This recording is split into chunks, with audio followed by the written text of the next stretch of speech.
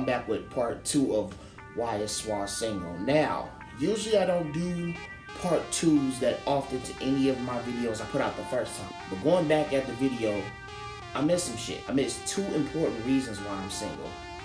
So I'm just gonna give them to you right now. And if you haven't watched part 1, please do so. In part 1, I talked about the dumbass reasons why I'm still single.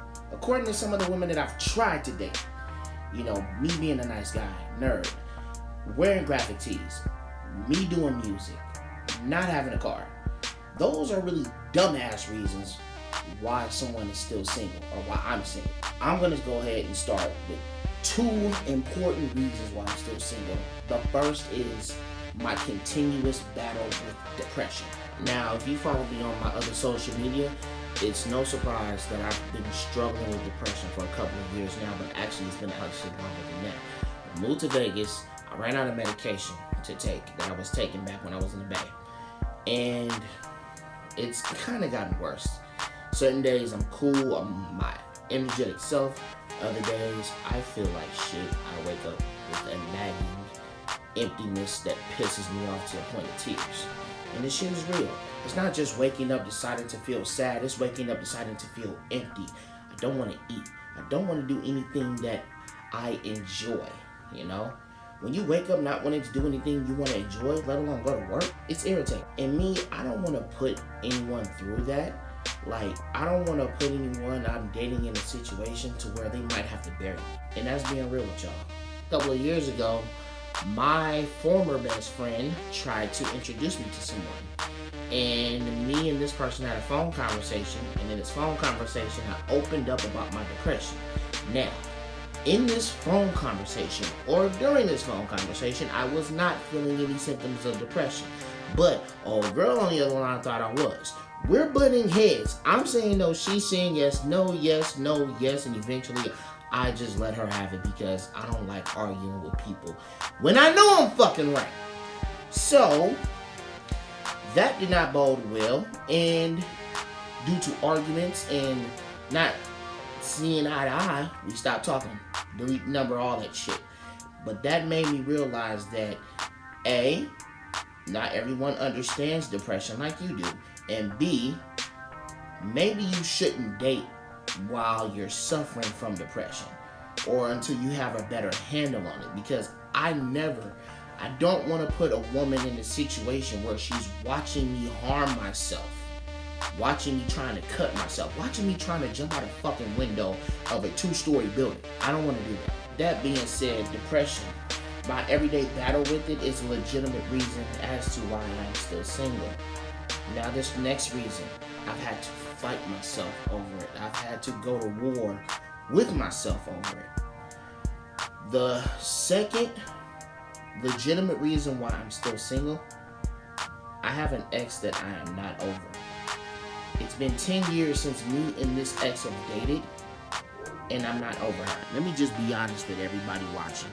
She is the best woman that I've ever dated. Real talk. If you were to look up a physical representation of Maya Angelou's poem, Phenomenal Woman, that's her. A lot of women claim to be phenomenal, but they are not. And I'm not saying that to be mean or a fucking asshole. I'm saying that to be fucking honest. When I met her, I didn't have to be a person who I was not in order to impress her.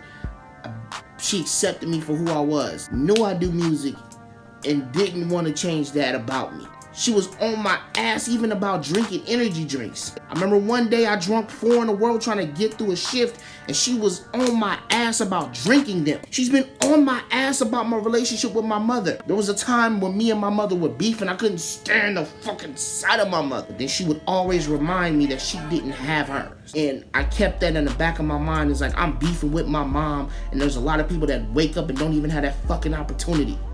Without that being embedded into my head, I wouldn't have a relationship strong with my mom as it is today. She means a lot more to me than any of my other exes because she cares about certain aspects of my life that other women wouldn't even give a fuck about. Having a relationship with my mom, having my own apartment, going to school, getting a degree, making something out of myself. So it's more than just her looks. It's more than her smile, her eyes, her frame. It's more than that. She brought out a better Francois. She brought out the Francois that I wanted to be. The Francois that I knew I could be. And the fucked up thing is, while I'm sitting here telling y'all this, I should be telling her this. But you can hear the passion in my voice, that it's hard to tell somebody this, because passion is misconstrued as you're stuck in the past, as you're being stalkerish. It's not construed as you really see that in me. There's people that see things in me that I can't see in myself, but these things I've seen in her from day fucking one. And waking up knowing that she's not here, but only seeing her in my dreams and even on social media, it's a torment. It's like somebody dangling a piece of candy in front of you and you can't have it, and you chasing after that piece of candy and you can't get to it. That's what it feels like, not having her in my life the way I want her to. But until I can say this in front of her, I guess I have to settle for seeing her on Instagram. If I'm being real with y'all, society says that women should not find me attractive because I am a nerd, because I have a bit of a stomach. I gained weight over the years. I am who I am. Women should not find me attractive because I like to play video games, collect action figures, and Nerf guns, or whatever. But certain women do. And it's amazing that when I was with her, I never had to be the male that society wanted me to be in order to impress her. I had to be myself, and it was easy, and it was fun. We had fun. How she made me feel, the things that she brought out of me, I can never take from her, regardless if she knows it or not. So if you're watching, thank you. I know this was a long one, but thank you for rocking with me, y'all. But remember to like, comment, share with your friends and family, and subscribe to the channel if you have not. Hit the bell on the side of the subscription bar to be updated when I drop new content on my channel. To any young man who has felt like I felt with dating, remember this. There's always somebody who's going to accept you for who you are. When you find that person, hold on to them as long as you can, because those type of women are rare. And to my ex, again, I thank you. If I'm being completely honest, I thank you from the bottom of my motherfucking heart. And even though you're not in my life the way I would like you to be, you still mean a fucking lot to me. And the man who's in your life right now, he better fucking treat you right. Because if he don't, I'm gonna kick his motherfucking ass. But I say this with a tear in my eye because I'm gonna roll with it.